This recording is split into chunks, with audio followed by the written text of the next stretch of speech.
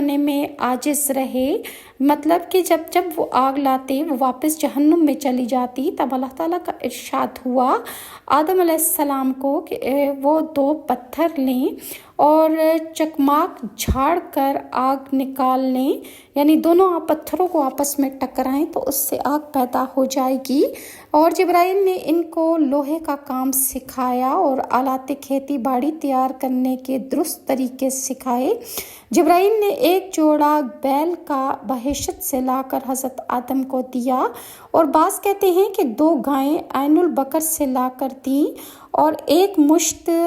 گندم کی جنت سے لا کر دی، اور کہا تو اپنے ہاتھ سے زراعت کر کے اس سے اپنی غذا حاصل کر۔ تب آدم علیہ السلام نے وہ دانہ زمین پر چھڑک دیا اور ہل جوتا۔ جب حضرت آدم علیہ السلام بیل کا ہل چلانے لگے، تب حضرت آدم